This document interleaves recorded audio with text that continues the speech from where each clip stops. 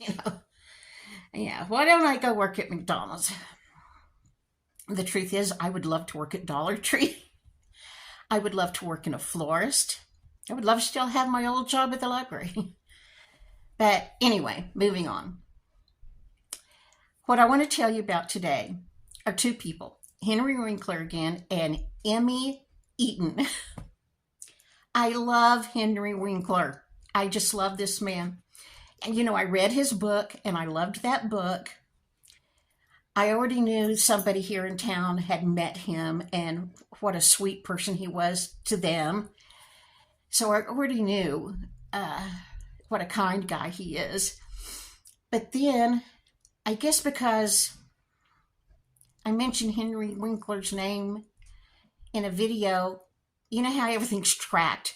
Suddenly something popped up that had to do with Henry Winkler, and I read it and I just loved it. Okay, what it is. Emmy Eaton interviewed Henry Winkler twice now. Those interviews are just precious. And they show what kind of man he really is. His character, I just loved him. Now, Emmy Eaton, you may never have heard her. Oh, the dog's gonna bark. I think I've talked Toby into not barking anymore. Toby is very much a watchdog. And he alerts me to anything going on outside, even if it's just a random grocery bag blowing in the wind. He says, Mom, there's a grocery bag blowing outside. Anyway, Casey has a cat. That was a feral cat. She's going to do a video about the cat one of these days. She keeps promising me she will.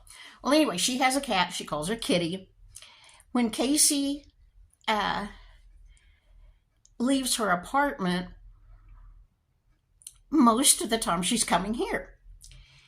And that cat is an outdoor cat, but she will go inside Casey's apartment and eat and take a nap. When she's ready to go in, if she goes upstairs and meows at the door and Casey doesn't open it, and she can get on Casey's balcony and look in, she comes down here and lays on my patio or just in the grass beyond it. Yesterday, it was a sunny day, beautiful day, as is today, except the wind is horrible. Kitty was stretched out in the grass right in front of my patio door and having a sun bath. And every now and then she'd look over at my patio door to make sure Toby saw her, because he barks his head off when he sees her. Toby and Molly don't like cats. I wish they did. But anyway, moving back to the real subject, Emmy Eaton. You probably haven't heard of Emmy Eaton. Maybe you have, I don't know. Her father is Nate Eaton, who is a newscaster in Idaho Falls, Idaho. If you have watched any of the Lori Daybell trials, or the college students that were murdered, those trials, or there was something else in, he's the newscaster that has done a lot of newscast on those horrible events. So obviously he has some connections. And 3 years ago, when Emmy was 7, she wanted to interview some people. And so her dad films her. Her first 2 interviews were first with her dad and then with her mom.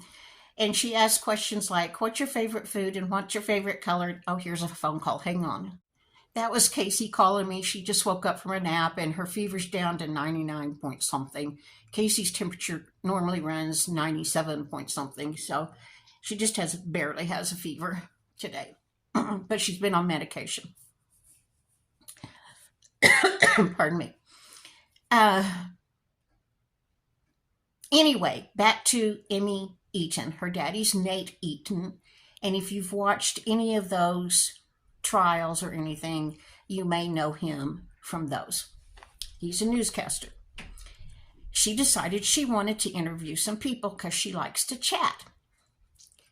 She is the most precious child. And I love that she's a child, that she's not trying to be a grown-up child. She giggles and laughs and smiles and asks the cutest questions and interacts with her people that she's interviewing. But she's definitely just a precious little girl and remains a little girl. I mean that in a good way. I mean, I'm glad she's not, I don't even know what to say, a Miley Cyrus type kid, I guess. Anyway, I still haven't learned how to put in links, but if you will Google Emmy Eaton 7 questions, you will come up with her. She has YouTube videos. I think she has 171. She is on Instagram. She is on, I don't know, like 5 things. Facebook. I don't do Facebook or I'd be watching all of her Facebook things. Anyway, her first 2 interviews were with her dad and then her mom when she was 7. And she chose 7 questions because she was 7 years old. Cutest kid. Now she's 10, and her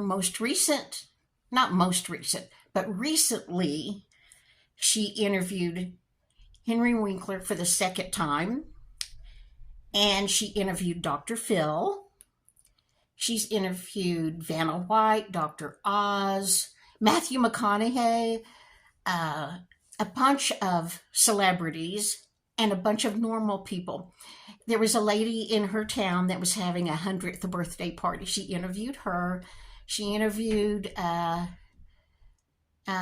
someone from the police department and the fire department and the founder of a cookie company in her town or something. I mean, she has a lot of celebrity interviews that obviously her dad arranges for her. She has a very special friendship with Drew Barrymore. She didn't know Drew Barrymore until her dad asked her if his daughter could ask her 7 questions. And then they just fell in love with each other. Emmy's been on her show at least once. And I don't know. Anyway, Emmy is the cutest kid. She will put a smile on your face. And the people she interviews, because she asks questions that other people interviewing celebrities probably don't ever ask, you get an insight to what that person is like. Like Henry Winkler, I told you he's just good people. I enjoyed both of his interviews with her. When she interviewed Dr. Phil, now he's a Texan. I like Dr. Phil. I don't always like all his shows, and I don't really even watch them, but I like him. Amarillo, where I live, is where there was the big trial when a cattle rancher sued Oprah Winfrey. This was years ago. Because she, on her TV show, she said, I will never eat another hamburger again, because she had somebody there telling about mad cow disease, and the price of cattle went down, and that rancher thought it was because Oprah Winfrey said she would never eat another hamburger again. Anyway, that's when I first heard of Dr. Phil. Nobody knew who he was, but he came to Amarillo, and he was in every picture anybody took of Oprah in Amarillo. He was standing behind her, next to her, somewhere. And he's so tall and bald and big, you couldn't miss him. He used to own a company called Courtroom Scientist or something like that, which was an interesting thing in itself. But anyway, that's another video or something. Anyway, Emmy interviewed Dr. Phil. And one of the questions she asked him was, what did he and Robin do on their last date night? Now, I don't know why I think celebrities are not just people, but I think they've got all the money in the world. They live in these huge, fantastic houses. Some of them have their own jet that, they must do fantastic things in their free time. They've got more money than God. They can do anything they want. Emmy asked Dr. Phil what did he and Robin do on their last date night. And he said, well, we went to the house of some friends. And then from there, we went to this little place that we like to go and had dinner. And then they came back to my house, to the McGraw house, and we played spades. Now, did you think that would be a date night for a big celebrity with all the money in the world? That just made me laugh. That could be any person in Texas. In Texas, we play cards. I thought that was funny that they play spades. But anyway, Emmy just puts a smile on my face. I hope you will check her out and she will put a smile on your face too. Now, her videos are attached to the East Idaho News YouTube channel. So that's where her dad works, and obviously he arranged it for her videos to be there. But if you just Google her, Emmy's 7 questions, or Emmy Eaton 7 questions, you'll come up with all her things. I love her interview. She asks the questions that nobody else asks, and they're very interesting, the answers she gets. That's it for today. Now I'm going to stop this. You're going to see the same shirt probably in the next several videos, because I'm going to video the 72-hour kit video next. The wildfires in Texas are still burning. The Smokehouse Creek fire, that's the large one in the Panhandle. I think the other 4 are still burning too. But the Smokehouse Creek fire is well over 1 million acres now, and it's only 15% contained. For 15% of over 1 million acres, it's not much. That's something else I'm going to tell you. In the Panhandle, Amarillo is the largest town. We're about 200,000 people. And then there are 1,800 small towns, little communities. Amarillo has a paid fire department, but those little bitty towns have volunteer fire departments. They're all volunteers. And when wildfires start, they're the first ones on the scene, these volunteers, because they live here. I don't know. I can't tell you who else is here, but I know the governor has declared it a disaster area and sent their fire squads from all over the state have come, and I don't know from where else. But the first ones are the volunteers, just everyday Joes that live here. Today, I saw in my news feed, ABC had interviewed this kid. ABC News, not our local station, ABC News. And he was a 15-year-old. And Pampa is a town, I don't know how far it is, maybe 60 miles, maybe, that's just a guess, but it's not far. Pampa has a group of teenage volunteers. And when the Smokehouse Creek fire, I just can't get that name right. When the Smokehouse Creek fire began last Monday, it's almost burned a week. He was part of this volunteer group with their fire department. And when his mom picked him up from school, he said, I want you to take me and drop me off. I have to go fight the fire. And so these kids from this group did. They range from age 14 to 17. It's a small group. I think there's 9 of them, I think. But still, my granddaughter is 13 and a half. I cannot imagine dropping off somebody my granddaughter's age to fight this huge fire. I'm proud of these kids for having the desire to help, but oh my heavens, I can't imagine dropping off a 14-year-old, a 15-year-old, a 17-year-old to fight. I mean, this fire's serious. I mean, this is serious business. The wind is blowing hard today, which is just fueling it. Fire is very... Oh, I wish I could think of that word. My brain's not connecting today. Fire is very... I can't think of the word.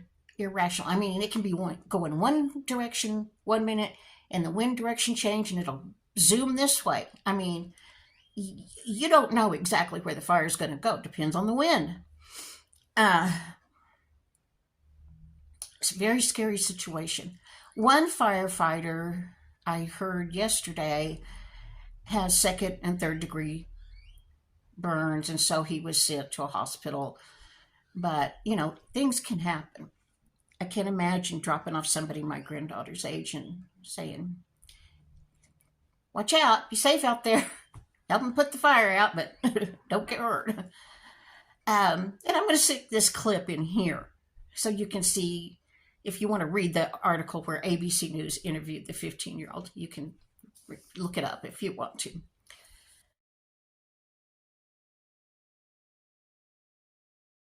Okay. I guess that's it for today. For right now, I'm having a little trouble breathing, but the wind is ferocious. Thank you for the air purifier.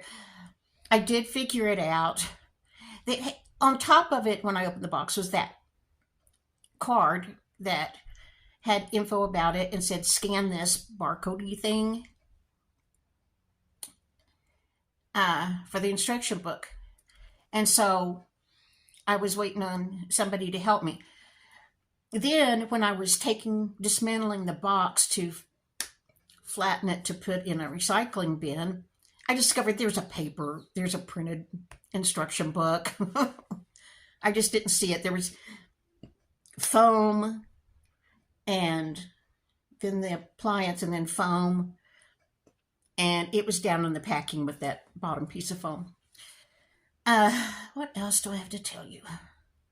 I guess that's it for right now. And then I'm going to film the 72-hour kit. I won't post it until tomorrow. I think I'll have it to be posted. What time is it? 15 to 5. I think I'll set it up. I can set a time for them to be posted. I guess I'll post it for 4 o'clock tomorrow afternoon, Sunday afternoon. One of my subs just left a question in the comments. I like questions in the comments. Send me questions, and I'll answer them if you're not saying, why do you have 2 dogs? I mean, I've gotten that more than once. But anyway, she said she watches videos on her TV, and so therefore she doesn't have an opportunity to comment or like. And is that okay? Do I still get credit with YouTube if she's watching on the TV? Yes. If you watch somebody's YouTube video on TV, they get watch hour credit. Like, before you can get monetized and make money off your YouTube videos, you have to have 4,000 watch hours. And if you're making 5-minute videos, it takes a while to get that. So if you watch on TV, yes, you still are helping us. We will still get credit for that. What helps us the most is if you like, click on the little thumbs up thing. And if people leave comments. If a lot of people are leaving comments, then there's an algorithm, a YouTube algorithm. If you're getting a lot of comments and a lot of thumbs up, then YouTube will share a video of yours in people's feeds, and other people will find you. That's what I'm trying to say. So it makes me happy to see thumbs up, because you're saying I like your videos, and that really makes me feel good. If you leave a comment, not only does it tell YouTube that I'm getting a lot of comments, so share me with some other people. I like the comments because I started this channel because I didn't want to be lonely. My therapist at the time said I needed to have some socialization, but it's too people-y out there. I don't want to be around people. So we decided this would be okay. I would socialize by talking to you. And so when you leave me a comment, I have a connection with you. I can answer you back. I can enjoy what you say to me. That's why the comments are important to me. Okay. Heavens, this is 17 minutes. I'm going to go. I'll see you 4 o'clock Sunday with the 72-hour kit video. Okay? I'll see you back there here tomorrow. Bye. Let me know what's going on in your world.